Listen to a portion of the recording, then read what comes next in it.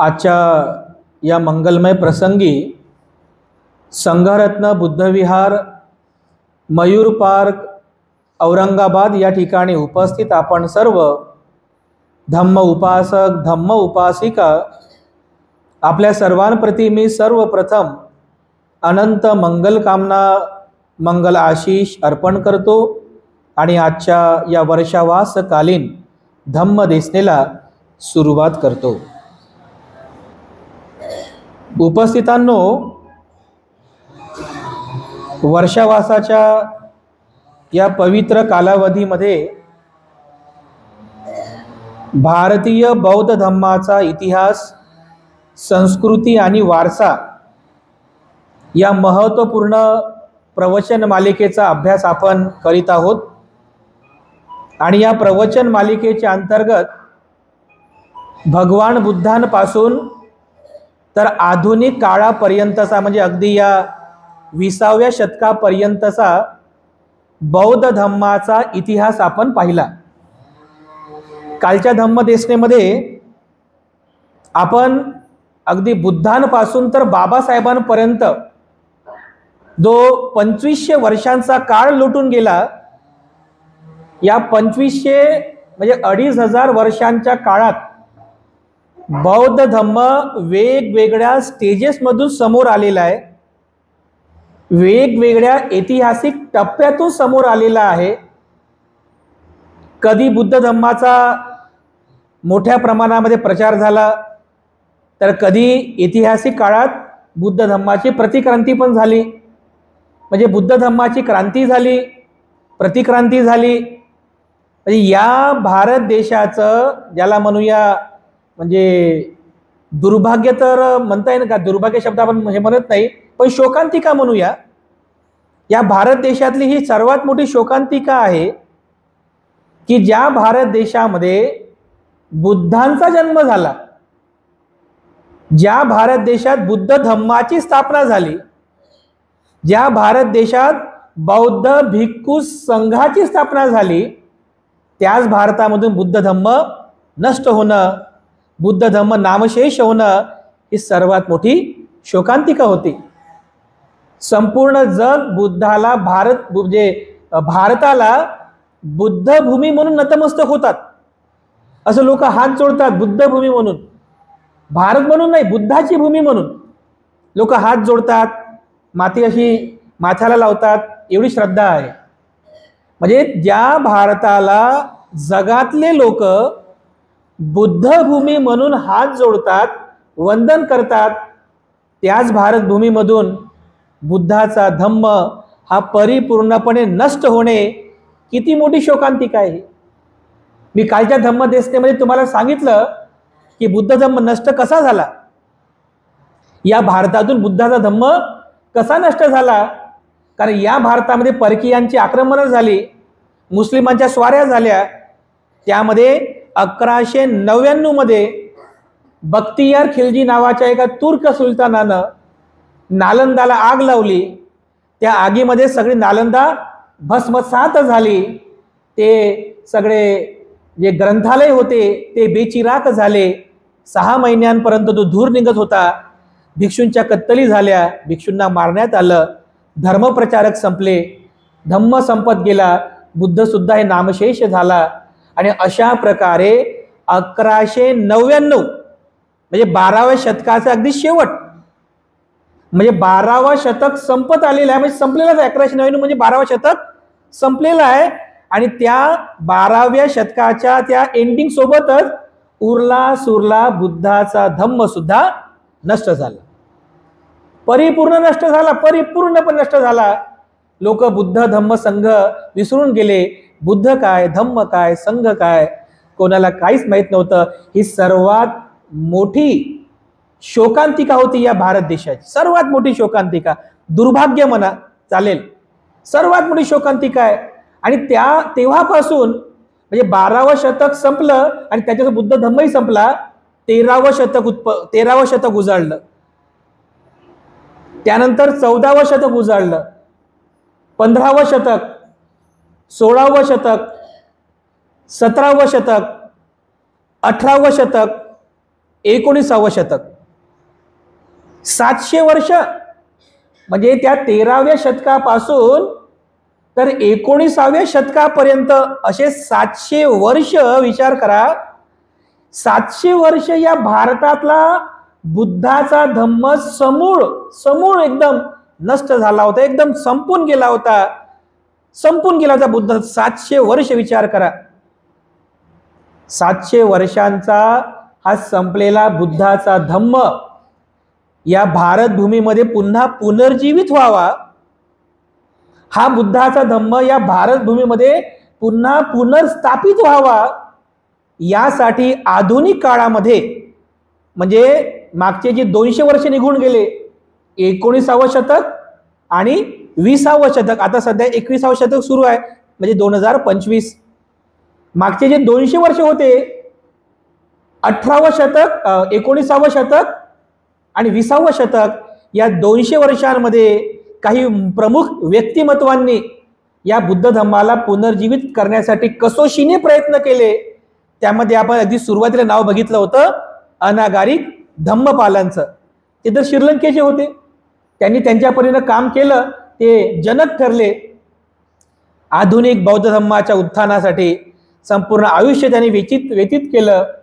परंतु या बुद्ध धम्माला अगदी ब्रह्मखील प्रमाणे या भारत देशामध्ये पुनर्स्थापन करणारे किंवा बुद्ध धम्माचा म्हणजे बुद्ध धम्माला पुन्हा पुनर्जीवित करून अगदी ब्रह्मखील प्रमाणे असे गाडणारे, की आता किती वादळ येऊ द्या, किती कोणी काही हलवू द्या, किती संकट येऊ द्या, आता मात्र बुद्धाचा धम्म कधी नष्ट होऊ शकत नाही, एवढं पक्क आणि मजबूत स्थान या भारत देशामध्ये पुन्हा निर्माण केलं. ते एकमेव महामानव, ते महामानव म्हणजे डॉक्टर बाबासाहेब आंबेडकर, आपल्या सर्वांचे उद्धार करते, बौद्ध धम्माचे पुनर्जीवक, हे बौद्ध धम्माचे पुनरुद्धारक ठरले डॉक्टर बाबासाहेब आंबेडकर. हा इतिहास फार महत्वाचा आहे. म्हणजे 700 वर्ष ज्या तत्वाला लोक विसरून गेले, विसरले सगळे, त्याला उखरून काढलं, त्याचं उत्खनन केलं, तो इतिहास शोधला, इतिहास शोधून आणि मग त्यांनी तो शोधला बुद्ध. अरे बुद्ध इथलाच आहे, बुद्ध हा परका नाही आहे, बुद्ध हा बाहेरचा नाही आहे, बुद्ध हा परका नाही आहे, अरे बुद्ध ह्याच मातीतला आहे, बुद्ध याच देशातला आहे. पण किती मोठी शोकांतिका आहे की याच भारतात जन्मलेला बुद्धाचा धम्म संघ नायनाट झाला, संपून गेला. तर त्या महामानवाने बघा पुढाकार घेतला, अतोनात संघर्ष केला, त्याग केला आणि 700 वर्ष ज्या बुद्धाला लोक विसरले होते, त्या बुद्धाचा, त्या धम्माचा, त्या संघाचा पुन्हा पुनर्जीवन बोधिसत्व डॉक्टर बाबासाहेब आंबेडकरांनी केला. किती मोठा प्रेरणादायी इतिहास आहे बघा हा. म्हणजे बाबासाहेब आंबेडकरांनी 14 ऑक्टोबर 1956 जो बुद्धाचा धम्म स्वीकार केला, बुद्ध धम्म पुनर्जीवित केला, ही साधी सोपी गोष्ट नाही आहे. जेव्हा तुम्ही तो इतिहास बघाल ना, तेव्हा तुमच्या लक्षात येईल ही साधी सोपी गोष्ट नाही आहे. सहजरित्या बाबासाहेबांनी बुद्धाचा धम्म स्वीकार केला नाही, सहज म्हणून बुद्धाचा धम्म बाबासाहेबांनी स्वीकार केला नाही. बाबासाहेबांनी बुद्धाचा धम्म स्वीकार करण्यामागे एक पार्श्वभूमी होती, एक बॅकग्राऊंड होता, बाबासाहेबांच्या मागे एक पार्श्वभूमी होती. आणि तेव्हा जाऊन बाबासाहेबांनी बुद्धाचा धम्माचा अभ्यास केला, बुद्ध धम्माचा स्वीकार केला. तर विचार करा, एक महामानव डॉक्टर बाबासाहेब आंबेडकर या भारतामध्ये जन्मास येतो, संघर्ष करतो, मोठ्या मोठ्या पदव्यापर्यंत जाऊन शिक्षण घेतो. कदाचित बाबासाहेबाची पाय धूळ सुद्धा आपण होऊ शकत नाही. होऊ शकतो का? पायाची धूळ सुद्धा आपल्याला होता येणार नाही. एवढे महाविद्वान, प्रकांड पंडित, शिक्षण तज्ञ, समाज तज्ञ, कायदा तज्ञ, अर्थशास्त्रज्ञ, कितीतरी डिग्र्या, 32 डिग्र्या, MA असेल, PhD असेल, DSc असेल, LLD असेल, बार ॲट लॉ असेल, कितीतरी डिग्र्या घेतल्या. एवढा महाविद्वान डॉक्टर बाबासाहेब आंबेडकर सारखा महामानव जुनं चाली रीती रूढी परंपरा जे काही आहे ते सगळं सोडून नागपूरमध्ये बुद्ध धम्माची दीक्षा घेतो, बुद्धाला शरण जातो. तर आपण फक्त एकच विचार करावा, जर एवढा मोठा महामानव बुद्धाला शरण जातो तर काहीतरी बुद्ध धम्मामध्ये असेल ना. एवढाच विचार करायचा आपण. कारण आज लोक स्वतःला बाबासाहेबांपेक्षा पण स्वतःला शहाणे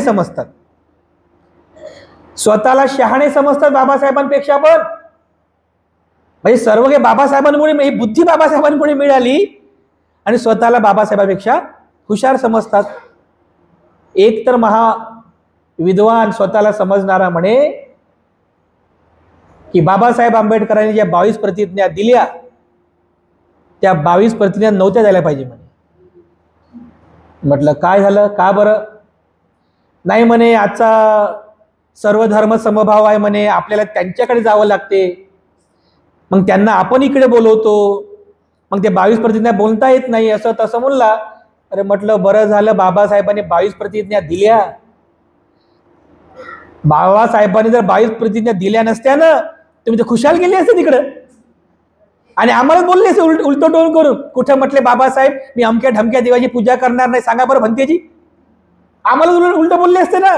बरं झालं बाबासाहेब 22 प्रतिज्ञा दिल्या, म्हणजे आम्ही हक्कानं अधिकारानं बोलू शकतो ना की जाऊ नका तिकडं, ते पूजापाठ, ते उपास तापास, ते अमक्या ढमक्या तिकडे जाऊ नका. कारण बाबासाहेबांनी ऑर्डर दिलेला आहे, बाबासाहेबांचा आदेश आहे की अमक्या ढमक्या देवाची पूजा करणार नाही, उपासना करणे वगैरे वगैरे, आहे की नाही. बाबासाहेबांच्या कार्यकर्तृत्वावर शंका घेणारे लोक आहेत ना समाजामध्ये. आपण फक्त एवढा विचार करायचा की बाबासाहेबांची पायधूळ सुद्धा आपण होऊ शकत नाही, तर किमान एवढाचा विचार करावा की एवढा मोठा विद्वान बाबासाहेब आंबेडकर बुद्धाला शरण जातो, जुनं सगळं सोडून देतो आणि बुद्धाला शरण जातो, तर काहीतरी बुद्ध धम्मामध्ये असेल ना, हो काहीतरी असेल ना. आणि मग जे लोक एवढं सुद्धा करू शकत नाही, मग त्यांच्यासारखा अज्ञानी, मी तर त्याला मूर्ख म्हणतो, त्यांच्यासारखा मूर्ख या जगात दुसरा कोणीच नाही. खरं सांगतो, अज्ञानी पण नाही म्हणत नाही. कारण एखादा म्हणजे अडाणी न शिकलेला एखादा ग्रामीण व्यक्ती जर करत असेल अडाणी तर ठीक आहे, शिकलेले लोक करत असतील तर मग अज्ञान कुठं आलं. ज्ञानी माणसं सुद्धा जर करत असतील तर त्यांना आपण मूर्खच म्हणूया ना. हो तशी मूर्खांची फौज जरा जास्त वाढत चाललेली आहे. परंतु आपण बाबासाहेब आंबेडकरांना त्यांच्या विचारातून, त्यांच्या कार्यातून समजून घेतलं पाहिजे. कारण 2500 वर्षांचा इतिहास ज्या धम्माशी आहे, ज्या धम्माचा आहे, तो धम्म किती महान असेल. 2500 वर्षांचा इतिहास आहे बघा. आणि या भारत देशामध्ये बाबासाहेब आंबेडकरांनी हाच प्रेरणादायी इतिहास बघितला, जाणला, त्याचं चिंतन केलं, मनन केलं आणि आपल्या लाखो बांधवांसोबत त्याच बुद्धाचं पुन्हा पुनर्जीवन केलं. या भारत भूमीमध्ये आपल्या सर्वांना बौद्ध बनवलं. तर तो जो काळ होता ना, म्हणजे बाबासाहेबांनी बुद्ध धम्माचा स्वीकार का केला? बुद्ध धम्माचा स्वीकार करण्यामागे बाबासाहेबांचा काय उद्देश होता? फक्त धर्मांतर करायचं होतं म्हणून नाही. मग धर्मांतरच करायचं असेल तर मग बाकीचे धर्म होते ना, आणखी बाकीचे पण धर्म होते ना. पण बाबासाहेबांनी बुद्धाचा धम्म का स्वीकार केला याचं आपण थोडंसं चिंतन करायला पाहिजे. स्वतः बाबासाहेब आंबेडकरांनी सुद्धा या प्रश्नाची उकल केली की मी सहजरित्या बुद्धाकडे वळलो नाही, सहज म्हणून मी बुद्ध धम्माकडे वळालो नाही, माझ्या मागे एक विशिष्ट पार्श्वभूमी होती. तुम्ही बुद्ध आणि त्यांचा धम्म पुस्तक वाचता, दरवर्षी वाचता, त्याची प्रस्तावना वाचा. त्या प्रस्तावनेमध्ये बाबासाहेबांनी खूप सुंदर स्पष्टीकरण केलेलं आहे. अगदी सुरुवातीलाच बाबासाहेब लिहितात त्या ग्रंथाच्या प्रस्तावनेमध्ये की मला नेहमी 2 प्रश्न विचारले जातात. पहिला प्रश्न हा की तुम्ही एवढ्या खालच्या जातीमध्ये जन्मास आले तरी पण एवढं मोठं शिक्षण कसं काय घेऊ शकले, हा पहिला प्रश्न. आणि दुसरा प्रश्न की तुमचं मन बुद्ध धम्माकडे कसं वळालं. असे 2 प्रश्न मला नेहमी विचारले जातात. तर बाबासाहेब त्या ग्रंथामध्ये स्पष्ट करतात की पहिला जो प्रश्न आहे की खालच्या जातीत जन्मास येऊनही एवढं मोठं शिक्षण तुम्ही कसं काय घेऊ शकले, तर साहजिकच आहे हा प्रश्न म्हणजे उत्पन्न होणारच न, कोणाच्या मनामध्ये उत्पन्न होणार. पण बाबासाहेब म्हणतात की या प्रश्नाचं उत्तर देणे या ठिकाणी हे मला योग्य वाटत नाही. पण दुसरा जो प्रश्न आहे की माझं मन बुद्ध धम्माकडे कसं वळालं, याचं मात्र उत्तर मला इथे देऊ इच्छितो. त्याचं स्पष्टीकरण करतात की माझं मन बुद्ध धम्माकडे कसं वळालं. सहज नाही, एक पार्श्वभूमी आहे बाबासाहेबांच्या बुद्ध धम्माकडे वळण्यामागे एक पार्श्वभूमी आहे. तर बाबासाहेब स्पष्ट करतात, लहानपणाची गोष्ट सांगतात की जेव्हा मी म्हणजे 1907च्या दरम्यान मॅट्रिकची परीक्षा पास झालो होतो, त्या समाजातल्या लोकांनी माझा सत्कार करण्याचं ठरवलं. तर लोक रामजी बाबांकडे गेले की तुमचा पुत्र लय हुशार आहे, 10वी म्हणजे मॅट्रिकची परीक्षा पास केली तर त्याचा सत्कार केला पाहिजे. तर रामजी बाबा जे होते बाबासाहेबांचे वडील, ते खूप स्ट्रिक्ट होते, ते खूप म्हणजे खूप नियमाचे पक्के होते, स्ट्रिक्ट होते. तर ते म्हणाले की नाही नाही, असं जर सत्कार करत बसलो तर पोरामध्ये असा मोठा भाव उत्पन्न होते आणि पोरं मग अभ्यास करत नाहीत, नाही सत्कार करायचा नाही. तर लोक नाराज झाले. तर मग त्याच लोकांनी केळुस्कर गुरुजींना विनंती केली की तुम्ही जा, तुम्ही विनंती करा की त्यांना सांगा की सत्कार करू द्या म्हणून. तेव्हा केळुस्कर गुरुजी, कृष्णाजी केळुस्कर गुरुजी जे बाबासाहेबांच्या वडिलांचे मित्र होते, त्यांनी बाबासाहेबांच्या वडिलांचे रामजी बाबांना समजवलं. तेव्हा रामजी बाबा तयार झाले आणि तेव्हा 1907 मध्ये त्या समाजातील आपल्या काही होतकरू लोकांनी बाबासाहेबांचा मॅट्रिक परीक्षा पास केल्यामुळे त्या प्रित्यर्थ सत्कार केला. पहिला विद्यार्थी तेव्हा दलित समाजातला मॅट्रिक परीक्षा पास करणारा. त्या सत्कारामध्ये बाबासाहेब आंबेडकरांना म्हणजे त्या बालभिवाला बघा, म्हणजे वय 1907 म्हणजे काय 16 वर्षांचं वय असेल बाबासाहेबांचं. 1991चा जन्म आणि 1907 म्हणजे 15-16 वर्षांचं वय. त्या बाल वयामध्ये पहिल्यांदा बुद्धाचा परिचय झाला बाबासाहेबांचा की जेव्हा कृष्णाजी केळुस्कर गुरुजींनी बुद्धाचे चरित्र नावाचं एक पुस्तक लिहिलं होतं. ऍक्च्युली ते पुस्तक सयाजी गायकवाड लायब्ररी करता त्यांनी लिहिलं होतं, पण त्याची एक प्रिंट बाबासाहेब आंबेडकरांना द्यायची म्हणून केळुस्कर गुरुजींनी बुद्धाचे चरित्र नावाचं पुस्तक त्या बालभिवाला म्हणजे बाबासाहेबांना भेट दिलं. तर बाबासाहेबांनी ते पुस्तक वाचलं. पहिल्यांदा बुद्धाचा परिचय इथे झाला वयाच्या 15व्या-16व्या वर्षी. ते बाबासाहेब बघा किती शार्प बुद्धीचे होते हो. त्या बालमनावर पहिल्यांदा बुद्धाचा संस्कार पडला. 1907 मध्ये बाबासाहेबांनी ते बुद्धाचं चरित्र ते पुस्तक वाचलं.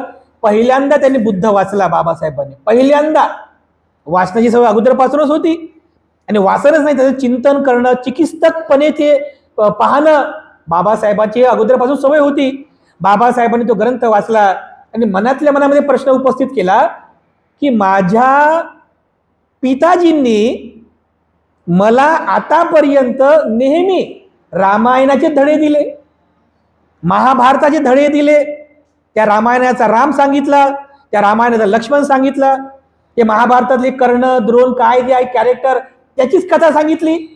पण कधी बुद्धाचा परिचय करून दिला नाही, कधी बुद्धाबद्दल कधीच सांगितलं नाही. असं का? नेहमी रामायण महाभारत सांगितलं, बुद्धाचं कधीच सांगितलं नाही. तर एकदा बाबासाहेबांनी स्वतः प्रश्न विचारला. बाबासाहेबांनी वडिलांना प्रश्न विचारला की तुम्ही मला नेहमी रामायण आणि महाभारतच सांगितलं, पण कधी मला बुद्धाचा परिचय करून दिला नाही, असं का? तर त्या बालभिवाची समजूत काढण्यासाठी रामजी बाबांनी उत्तर दिलं की ज्याप्रमाणे ते राम, ते द्रोण आणि तो कर्ण हे खालच्या जाती जन्मास आले, पण त्यांनी त्यांच्या बलावर शूरवीरता गाजवली, मोठेपणा गाजवला, तर यासाठी आपण सुद्धा खालच्या जाती जन्मास आलो, तर तुझ्या मनामध्ये न्यूनगंड उत्पन्न होऊ नये जातीमुळं, यासाठी मी तुला या लोकांची कथा सांगत होतो. एवढं बोलून रामजी बाबा शांत बसले, पण बाबासाहेबाच्या प्रश्नाचं समाधानकारक उत्तर मिळालं नाही. समाधानकारक उत्तर मिळालं नाही. पण तिथे बाबासाहेब लिहितात की जरी मला माझ्या प्रश्नाचं समाधानकारक उत्तर मिळालं नाही, पण ही सुरुवात होती बुद्धाकडे जाण्याची, ही सुरुवात होती बुद्ध धम्माकडे वळण्याची, ही माझी पहिली सुरुवात होती. आणि तेव्हापासून बघा 1907 पासून बाबासाहेब आंबेडकर बुद्ध धम्माकडे हळूहळू वळायला सुरुवात झाली होती. पण त्यानंतरचा जो काळ आहे, जसं आता पुढचा काळ अगदी हलाखीचा काळ होता बघा. 18 विश्व दरिद्र होतं, म्हणजे एवढं पण दरिद्र होतं, पण गरिबी होती. त्या डबक चाळीमध्ये राहत होत्या आपल्या भावंडांसोबत, त्यामुळे, आणि त्यातल्या त्यात अस्पृश्यता होती, जातीयतेचे चटके त्यावेळेस होते, जातीयता होती. त्यामुळे बाबासाहेब या जातीत जन्मास आले, त्या जातीला हक्क अधिकार नव्हते, शिक्षण नव्हतं. अशाही परिस्थितीमध्ये बाबासाहेब मॅट्रिकची परीक्षा पास होतात, मुंबईच्या एल्फिस्टन कॉलेजमधून BA पास करतात, 1912 मध्ये BA पास करतात, आणि लगेच 1913 मध्ये BAच्या नंतर जी पुढची मोठी डिग्री आहे PG, म्हणजे MA ची डिग्री आणि PhD, हे मोठी पदवी प्राप्त करण्यासाठी तेव्हा भारतामध्ये MA आणि PhD होत नव्हतं, तर तेव्हा एक तर लंडनला जावं लागायचं, नाही तर अमेरिकेच्या कोलंबिया विद्यापीठात जावं लागायचं. 1912ला BA पास केलं आणि 1913ला लगेच गेले कोलंबिया युनिव्हर्सिटीमध्ये. पैसा नव्हता, पण एका महाराजांनी मदत केली. बडोद्याचे राजे होते सयाजीराव गायकवाड. त्यांना वाटलं की हा भीमराव चालाक आहे, म्हणजे हुशार आहे, हा नक्की आपल्या जीवनामध्ये प्रगती करू शकतो. तर सयाजीराव गायकवाड यांनी 25 रुपये स्कॉलरशिप प्रमाणे बाबासाहेबांची व्यवस्था केली, स्कॉलरशिप दिली, या तत्वावर की शिक्षण पूर्ण झाल्यानंतर परत जेव्हा याल तेव्हा बडोदा संस्थानामध्ये तुम्हाला ड्युटी करावी लागेल, काम करावं लागेल. बाबासाहेबांनी मान्य केलं आणि MA आणि PhD करण्यासाठी बाबासाहेब 1913 मध्ये कोलंबिया युनिव्हर्सिटीमध्ये गेले. तिथे त्यांनी MA केलं, 1915 मध्ये, 1916 मध्ये PhD केली, संपन्न ते प्रबंध सादर केले, आणि लगेच पुढच्या वर्षी बाबासाहेब त्याच्या पुढची जी डिग्री आहे DSc, अर्थशास्त्राची DSc, एकमेव बाबासाहेब डिग्री घेणार होते त्या काळातले, एकमेव अर्थशास्त्र DSc डिग्री, दुसरं कोणीच नव्हतं. DSc घेण्यासाठी पुन्हा तिथून लंडनला गेले, लंडनमध्ये गेले, लंडन स्कूल ऑफ इकॉनॉमिक्स मध्ये ऍडमिशन घेण्यासाठी DSc डिग्रीसाठी. पण तोपर्यंत बाबासाहेबांच्या स्कॉलरशिपचा काळ संपून गेला. बाबासाहेबांना पुन्हा परत यावं लागलं भारतामध्ये, आणि ठरल्याप्रमाणे बाबासाहेबांना बडोदा संस्थानामध्ये सिनियर अकाउंटंटची नोकरी करावी लागली. सिनियर अकाउंटंट काही साधं पद नाहीये, मोठं पद आहे. सिनियर अकाउंटंटचं पद बाबासाहेबांना तिथं नोकरी करावी लागली.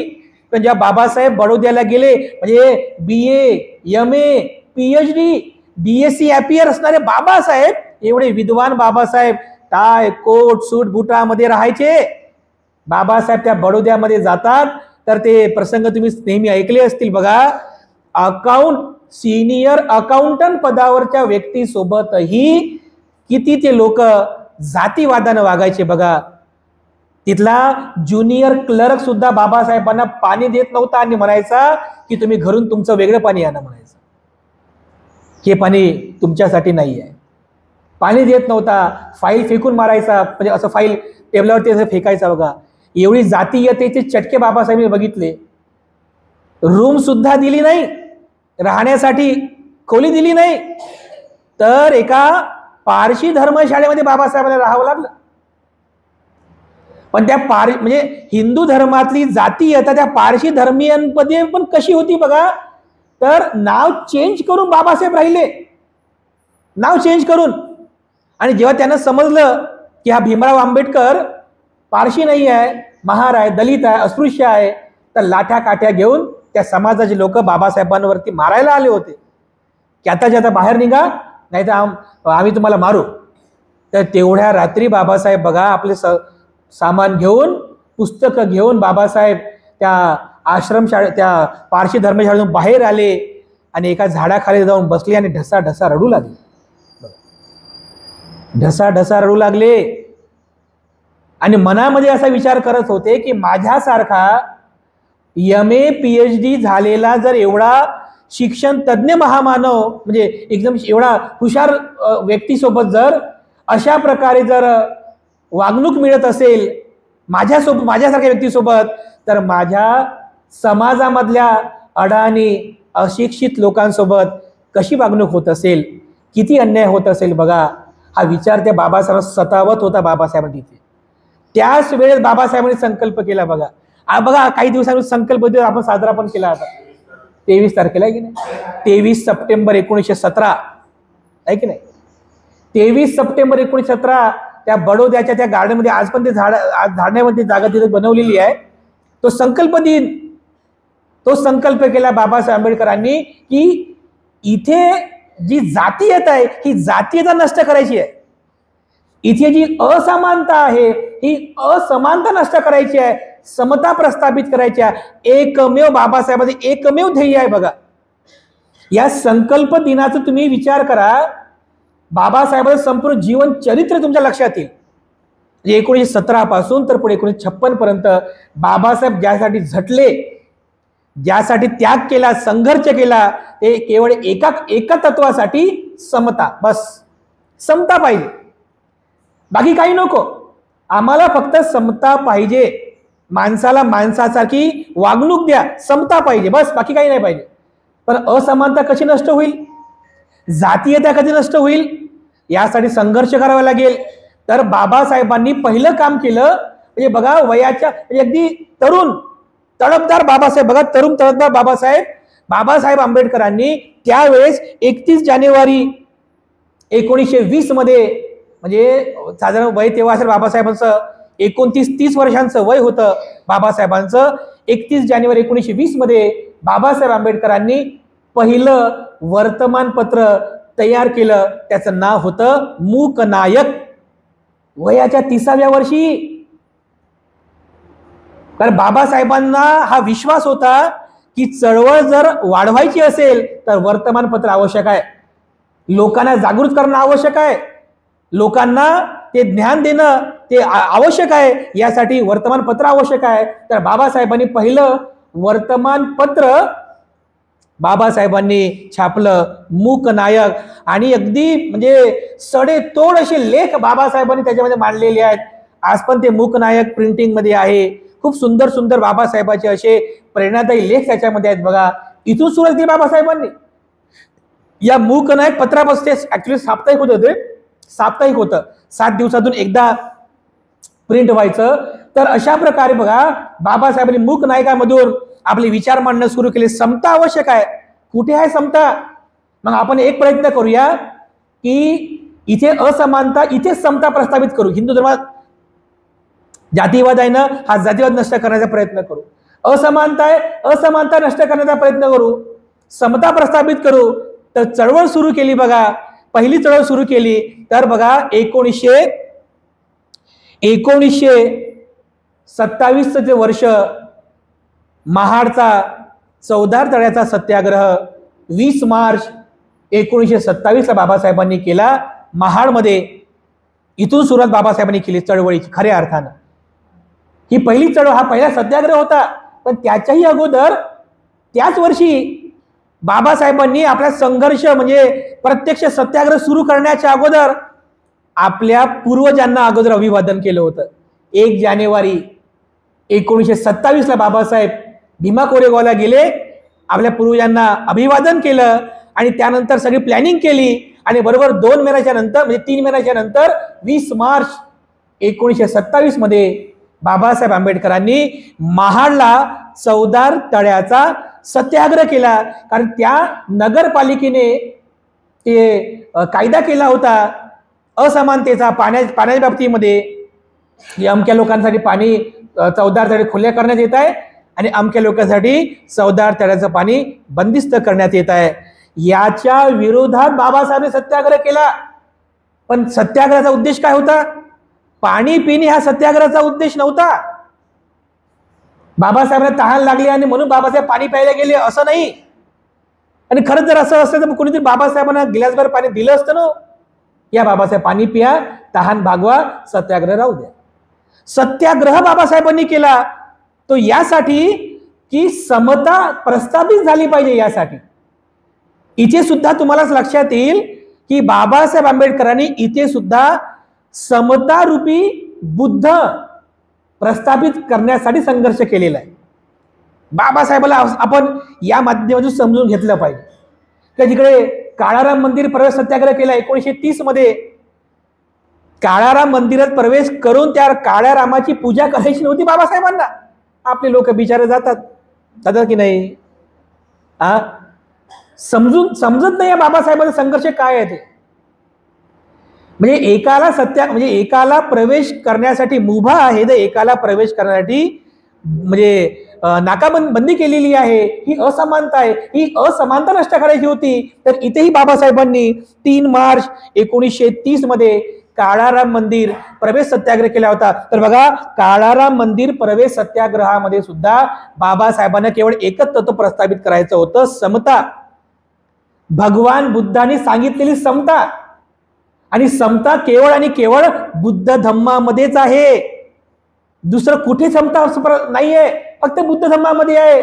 बाबासाहेबांना जेव्हा बाबासाहेबांनी संघर्ष केला त्या प्रत्येक वेळेस बाबासाहेबांसोबत बुद्ध होते. बघा, चौदार तळ्याच्या सत्याग्रहाच्या वेळेस त्या जातीवाद्यांनी आपल्या लोकांचे भांडे म्हणजे खिचडीचे भांडे असे पाडले, त्याच्यामध्ये माती टाकली तर माती भडकली. बघा, तर बाबासाहेबांजवळ गेले, लाठाकाठ्या घेऊन म्हणाले की बाबासाहेब तुम्ही फक्त आदेश द्या, त्या लोकांची आम्ही डोकी फोडतो.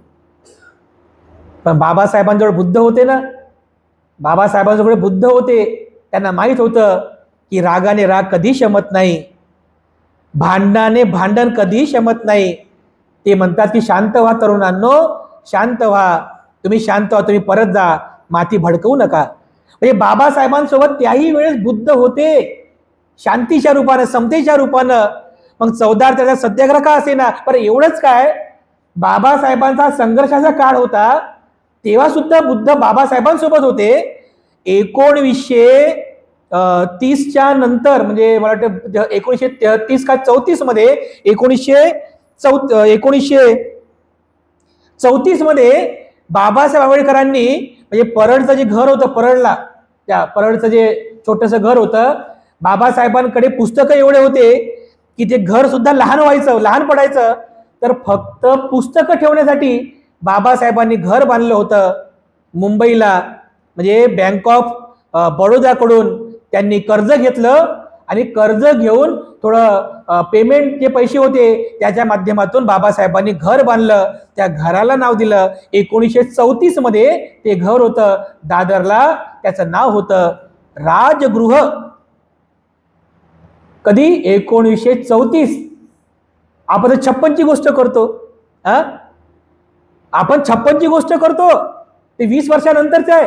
अरे 1934 मध्ये बाबासाहेब त्या घराला राजगृह नाव देतात. ते राजगृह काय आहे? राजगृह ही भगवान बुद्धांची नगरी आहे. कदाचित तेव्हाही लोकांच्या लक्षात आलं नसेल की राजगृह काय आहे. हे राजगृह काय आहे बघा. राजगृह बाबासाहेबांनी नाव दिलं. इथे तुमच्या लक्षात येईल की इथेही बाबासाहेबांच्या मनामध्ये बुद्धाचा संस्कार होता, बुद्धाचाच विचार होता. म्हणून तर बाबासाहेबांनी त्या घराला राजगृहचं नाव दिलं. हो, लगेच संघर्षाचा हा काळ चालूच असताना पुढील त्याच वर्षी 34 मध्ये नाशिकला येवल्याला एक सभा भरली होती. त्या सभेमध्ये 13 ऑक्टोबरला 1934 मध्ये बाबासाहेबांनी धर्मांतराची घोषणा पण केली की मी म्हणजे ज्या धर्मात जन्मास आलो ते माझ्या हातात नव्हतं, पण कोणत्या धर्मात मरावं हे मात्र माझ्या हातामध्ये आहे. पुढे अनेक वर्ष बाबासाहेब धर्मांचा अभ्यास केला. हे फक्त बुद्ध धर्माचाच नाही तर विविध धर्मांचा, संप्रदायांचा अभ्यास केला. हा अभ्यास करता करता आपली समतेची चळवळ आणखीन वाढवत वाढवत अनेक वर्ष निघून गेले, 9-10 वर्ष निघून गेले. पुढे बाबासाहेबांना कदाचित असंही वाटलं असेल की आपल्या समाजातील तरुणांमध्ये शिक्षणाची ज्योत ही तेवत पेटावी, याकरिता शिक्षण क्रांती होणं महत्वाचं आहे. म्हणून बाबासाहेबांनी 1945 मध्ये पीपल्स एज्युकेशन सोसायटीची स्थापना पण केली, आपल्या समाजातील मुलांना शिक्षण मिळावं यासाठी. आणि पहिलं कॉलेज स्थापन केलं 1945 मध्ये मुंबईला, आणि त्या कॉलेजला नाव दिलं सिद्धार्थ महाविद्यालय. कदाचित तेव्हाही लोकांना संबोधन की सिद्धार्थ काय आहे. बाबासाहेबांच्या मुलांचं नाव तर यशवंत आहे, त्यानंतर दुसरं काय नाव आहे, राजरत्न नाव आहे. बाबासाहेबांनी सिद्धार्थ नाव का दिलं, कदाचित तेव्हा पण लोकांना वाटलं नसेल काय आहे सिद्धार्थ. आज समजत आहे आपल्याला 1945 मधल्या कॉलेजचं नाव सिद्धार्थ आहे, म्हणजे सिद्धार्थ हे भगवान बुद्धांचं नाव आहे. म्हणजे तेव्हाही बाबासाहेबांसोबत भगवान बुद्धच होते. बघा, बुद्धांचा विचार बाबासाहेबांसोबत होता. एवढंच काय, त्याच्याही नंतर 5 वर्षाने याच औरंगाबादच्या भूमीमध्ये बाबासाहेबांनी आणखीन दुसरं कॉलेज स्थापन केलं. त्या कॉलेजला नाव दिलं मिलिंद कॉलेज, आणि परिसराला नाव दिलं नागसेन वन परिसर. कदाचित तेव्हाही लोकांना समजलं नसेल की मिलिंद काय आहे आणि नागसेन काय आहे, आणि बाबासाहेबांचा विचार काय आहे. काय आहे मिलिंद? बौद्ध धम्माचा राजा होऊन गेला, तो मिलिंद राजा होऊन गेला. आणि नागसेन त्या महान विद्वान भिक्षूचं नाव होतं नागसेन. त्यांच्या नावावरून बाबासाहेबांनी या कॉलेजला मिलिंद नाव दिलं आणि परिसराला नागसेन नाव दिलं. बघा, त्याच्याच पुढच्या वर्षी बघा बाबासाहेब आंबेडकर 1952 मध्ये यशवंत आंबेडकरांचं लग्न करतात. मीराताई भारतीय बौद्ध महासभेच्या बरोबर आहे, त्यांचा विवाह झाला 1952 किंवा 53 मध्ये असेल. हा विवाह सुद्धा बाबासाहेबांनी बौद्ध धम्माच्या विधीनुसार केला होता. विधीनुसार म्हणजे बाबासाहेबांच्या या सगळ्या तत्वांमधून तुमच्या लक्षात येईल की 1907 मध्ये पहिल्यांदा जो बुद्धांचा परिचय बाबासाहेबांना झाला होता, तो बुद्ध शेवटपर्यंत बाबासाहेबांसोबत होता. मग शिक्षण घेताना पण बुद्ध बाबासाहेबांसोबतच होते. बाबासाहेबांचे शील संपन्नतेमध्ये तुम्हाला बुद्ध दिसेल. बाबासाहेबांच्या महाडच्या 14 तळ्याच्या सत्याग्रहात तुम्हाला बुद्ध दिसेल समतेच्या रूपानं. नाशिकच्या काळाराम मंदिर सत्याग्रहामध्ये तुम्हाला बुद्ध दिसेल समतेच्या रूपानं. बाबासाहेबांच्या प्रत्येक संघर्षामध्ये, बाबासाहेबांच्या प्रत्येक आचरणामध्ये तुम्हाला केवळ आणि केवळ समता दिसेल. आणि शेवटपर्यंत बाबासाहेबांनी यासाठीच प्रयत्न केलेला आहे की समता महत्वाची आहे. आणि सगळा अभ्यास केला, सगळ्या धर्मांचा अभ्यास केला. ज्या धर्मात जन्मास आले त्या धर्मात तर समता प्रस्थापित करण्यासाठी सगळा संघर्षच केला, पण समता प्रस्थापित झाली नाही. जातीयता काही संपली नाही. आणि बाकी धर्मांचाही अभ्यास केला, तिथे पण बाबासाहेबांना कुठेच समता दिसली नाही. प्रत्येक ठिकाणी कुठे ना कुठेतरी जातीयता आहे, असमानता आहे. पण मी माझ्या लोकांना पुन्हा आगीतून निघायचं आणि फुफाट्यामध्ये सापडायचं असं होऊ देणार नाही. म्हणजे आगीतून निघायचं आणि फुफाट्यात सापडायचं, आगही हानिकारक आहे आणि फुफाटा जो असतो तो सुद्धा हानिकारक आहे. असं नाही झालं पाहिजे, असं नाही झालं पाहिजे. ज्या मार्गामध्ये समता आहे त्याच मार्गामध्ये आपण जाणार. जो मार्ग माणसामध्ये भेद करत नाही, जातीवाद करत नाही, समता प्रस्थापित करतो, बंधुत्व प्रस्थापित करतो, त्याच मार्गाने आम्ही जाणार. तेव्हा बाबासाहेबांनी जेव्हा हा इतिहास वाचला, या भारत देशाचा इतिहास वाचला, तेव्हा त्यांना केवळ एकच असा धर्म सापडला, एकच असा मार्ग दिसला की ज्या मार्गामध्ये समता, स्वातंत्र्य, बंधुत्व आणि न्याय ह्या चतुसूत्री आहेत बघा. तो एकमेव बुद्धाचा धम्म आहे. हे बाबासाहेबांनी इतिहासातून शोधलं. जो बुद्ध लपलेला म्हणजे जो बुद्ध काय म्हणता येईल की नामशेष झाला होता, त्या बुद्धाला पुन्हा बाबासाहेबांनी बाहेर काढलं. संविधान लिहिलं बाबासाहेबांनी, भारताचं संविधान लिहिलं. स्वतः बाबासाहेब आंबेडकर त्या संविधान सभेच्या भाषणामध्ये सांगतात की या संविधानामध्ये मी जे समता, स्वातंत्र्य, बंधुत्व आणि न्याय हे चतुसूत्री लिहिलेली आहे, ही चतुसूत्री केवळ आणि केवळ बुद्धाच्या धम्मामधून घेतलेली आहे. स्वतः बाबासाहेब बोलून गेलेले आहे, स्वतः बाबासाहेब बोलले. आणि म्हणून जर तुम्हाला आजच्या काळामध्ये प्रत्यक्ष जर बुद्ध पाहायचा असेल की कुठे आहे बुद्ध, बुद्ध विहारामध्ये बुद्ध आहे का, या बुद्धाच्या मूर्तीमध्ये बुद्ध आहे का? नाही. जो प्रॅक्टिकल बुद्ध बाबासाहेबांनी दिलेला आहे, 2 वर्ष 11 महिने आणि 18 दिवस संघर्ष करून, मेहनत करून, श्रम करून सर ते शेवटी समता, स्वातंत्र्य, बंधुत्व आणि न्याय या चतुसूत्रीच्या रूपाने, बुद्धाच्या रूपाने संविधान बाबासाहेबांनी या देशाला अर्पण केलं. ती तारीख लक्षात ठेवा, 26 नोव्हेंबर 1949 रोजी बाबासाहेब आंबेडकरांनी या भारत देशाला संविधानाच्या रूपाने बुद्ध दिलेलं आहे. ते बुद्ध आहेत बघा तिथे खऱ्या अर्थाने. त्या संविधानामध्ये बुद्ध आहेत, प्रॅक्टिकल बुद्ध त्या संविधानामध्ये आहेत. हे बाकीचं जस्ट फॉर्मॅलिटी आहेत. पण आज भारत देशात जर बुद्ध कुठे असेल विचाराने, तत्वाने, तर त्या भारताच्या संविधानामध्ये आहे. बाबासाहेबांनी संविधानाच्या रूपाने बुद्ध दिला या भारत देशाला. अशा प्रकारे बघा, अगदी शेवटच्या क्षणापर्यंत बाबासाहेब आंबेडकरांसोबत बुद्धच होते, दुसरं कोणीच नव्हता. समता, स्वातंत्र्य, बंधुत्व आणि न्यायाच्याच मार्गाने बाबासाहेब गेले आणि या चतुसूत्रीवर आधारित बुद्धाचा धम्म बाबासाहेबांना आवडला. स्वतः बाबासाहेब आंबेडकर सुद्धा म्हणतात की भगवान बुद्धांनी जे 3 तत्व शिकवली, समता, बंधुत्व आणि प्रज्ञा, ही 3 सूत्रे, हे 3 तत्व मला आवडतात, म्हणून मला बुद्धाचा धम्म प्रिय आहे. बघा बरं, बाबासाहेबांसोबत शेवटच्या क्षणापर्यंत बाबासाहेबांनी बुद्धाचा स्वीकार केला. बुद्धाचा विचार प्रस्थापित करण्यासाठी संघर्ष केलेला आहे, हे तुमच्या लक्षात येईल. 13 ऑक्टोबरला म्हणजे बघा की बाबासाहेबांनी 14 ऑक्टोबर 1956ला बुद्धाचा धम्म स्वीकार केला, धम्मदीक्षा घेतली. पण त्याच्या 1 दिवस अगोदर 13 ऑक्टोबरला बाबासाहेबांनी प्रत्यक्ष उपोषण व्रताचं सुद्धा आचरण केलं होतं. की ज्या वेळेस सायंकाळी श्याम हॉटेलमध्ये वामन गोडबोले विचारतात की बाबासाहेब उद्याची सगळी तयारी झालेली आहे, तर सायंकाळी तुम्ही काही खाणार का, काही व्यवस्था करू का? तर बाबासाहेब वामन गोडबोलेला म्हणतात की वामन, नाही, मी आता सायंकाळी काही खाणार नाही, कारण आज माझं उपोषण आहे.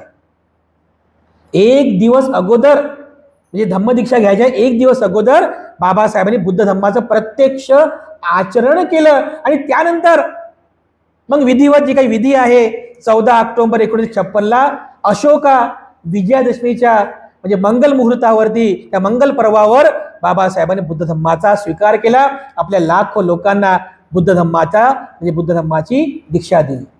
बाबासाहेबांचं हे संपूर्ण जे जीवन चरित्र तुम्ही बघाल, हा संपूर्ण जीवन चरित्रामधून तुमच्या लक्षात येईल की बाबासाहेब आंबेडकरांनी बुद्धाचा धम्म का स्वीकार केला, तर केवळ बाबासाहेबांचा एकमेव उद्देश होता की आपल्या समाजामध्ये, की ज्या समाजामध्ये कधीच समता नाही, बंधुत्व नव्हतं, हक्क अधिकार नव्हते समाजामध्ये, ते पुन्हा प्रस्थापित करण्यासाठी बाबासाहेबांनी बुद्धाचा धम्म आपल्याला दिलेला आहे.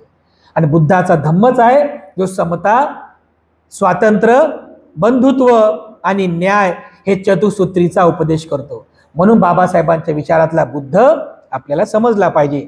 तर अशा प्रकारे बघा, आज या आधुनिक काळामध्ये आपण जे बौद्ध म्हणून स्वाभिमानानं जीवन जगतोय बघा, या सर्वस्व याचं जे काही आपल्या म्हणजे याचे जे काही उपकार बघा आपल्यावर, हे सर्वस्व बाबासाहेब आंबेडकरांमुळे आहे बघा. या वर्षी म्हणजे आता उद्या 2 ऑक्टोबर 2025 विजयादशमीचा सण आपण साजरा करणार आहोत. या विजयादशमीला आपण सर्व 68 वर्षांचे बौद्ध होत आहोत. 68 वर्ष. आणि या 68 वर्षांमध्ये आपल्यामध्ये काय काय बदल झाला, तुम्ही जे याचा विचार कराल ना, तर तुम्ही सुद्धा आश्चर्यचकित व्हाल. आपण काय दुसरे लोक पण पाहतात तर आश्चर्यचकित होतात. बघा ना, की ज्या समाजामध्ये शिक्षणाचा अधिकार नव्हता, म्हणजे हक्क अधिकार नव्हते, आज त्या समाजाचा एक माणूस भारताच्या सुप्रीम कोर्टाचा सर्वात मोठा न्यायाधीश झाला बघा, CJI झाला आहे की नाही, आपल्या समाजाचा माणूस. अरे किती बाबासाहेबांनी चमत्कार, हे चमत्कार आहेत. हे बाकी चमत्कार जाऊ दे, हा चमत्कार आहे बाबासाहेबांनी केलेला. हे साधं सोपं गोष्ट का समजू याला. आपला माणूस CJI झाला, चीफ जस्टिस ऑफ इंडिया, आपल्या बुद्धांचा माणूस बघा. हे बाबासाहेबांचे उपकार आहेत बघा. अरे बाबासाहेबांचे उपकार काय, तर university grand commission nodal agency आहे भारत सरकारची, जी या भारतभरातल्या 450 विद्यापीठांना अनुदान देते. एक सही केली 50 करोड, एक सही केली 80 करोड. त्याचा अध्यक्ष आपला माणूस झाला डॉक्टर सुखदेव थोरात. इथे शिकला आपल्या मिलिंद कॉलेजमध्ये सुखदेव थोरात. तर काय काय झालं बघा बाबासाहेबांच्या या धम्मक्रांतीमुळं. हा सगळा बदल झाला बघा. बाबासाहेबांमुळे धम्मक्रांती झाली, शिक्षणाची क्रांती झाली, सामाजिक क्रांती झाली, विचारांचं सुद्धा मोठी क्रांती झाली बघा. आपण सगळं सोडलं ना आता, जुनं चाली रीती रूढी परंपरा सगळ्यांचा त्याग केला बघा. आणि आज या 68 वर्षांच्या या प्रवासामध्ये बघा, आपल्यामध्ये हा जो मूलाग्र जो बदल झालेला आहे ना, हा बदल केवळ आणि केवळ बुद्ध धम्मामुळे झालेला आहे, बाबासाहेबांमुळे झालेला आहे. आणि म्हणून आपण सर्वांनी याचा नेहमी स्वाभिमान ठेवायला पाहिजे. म्हणून स्वाभिमान असावा तुमच्याकडे. स्वाभिमानानं जय भीम म्हणा आणि स्वाभिमानानं नमो बुद्धाय म्हणा. कारण जय भीम म्हणण्यामध्ये कोणती लाचारी नाही आहे. स्वाभिमान आहे, स्व अभिमान. मला माझा या जन्माचा अभिमान आहे की मी बुद्धाचा पाईक आहे, अभिमान आहे, स्वाभिमान आहे. स्व अभिमान आहे की मी बाबासाहेब या समाजातला घटक आहे, जन्म घेतला, त्याचा मला स्व अभिमान आहे. म्हणून स्वाभिमानानं जय भीम म्हणा आणि स्वाभिमानानं नमो बुद्धाय म्हणा. स्वाभिमानानं जीवन जगा. कारण स्वाभिमानासारखी दुसरी कोणतीच श्रीमंती नाही आहे. आणि ही श्रीमंती केवळ आणि केवळ बाबासाहेब म्हणजे आंबेडकर प्रणित बौद्ध लोकांना प्राप्त झालेली आहे, आपल्यांना प्राप्त झालेली आहे. अशी स्वाभिमानाची श्रीमंती ना टाटाकडे आहे, ना बिर्लाकडे आहे, कोणाकडेच नाही आहे. आणि म्हणून आपल्यामध्ये बुद्ध आणि बाबासाहेबांप्रती सदैव स्वाभिमान ठेवा, श्रद्धा ठेवा. अशा प्रकारे हा आधुनिक काळातील बुद्ध धम्माचा जो इतिहास आहे, हा केवळ आणि केवळ डॉक्टर बाबासाहेब आंबेडकरांमुळे घडलेला आहे. आणि म्हणून बाबासाहेबांचे अनंत उपकार आपल्यावरती आहेत. या उपकार सदैव जाण ठेवा. बाबासाहेबांप्रती नेहमी कृतज्ञतेचा भाव ठेवा. अशा प्रकारे आपल्या सर्वांप्रती कामना व्यक्त करून आजच्या ही सरते शेवटी आजची धम्मदेसना या ठिकाणी मी समाप्त करतो.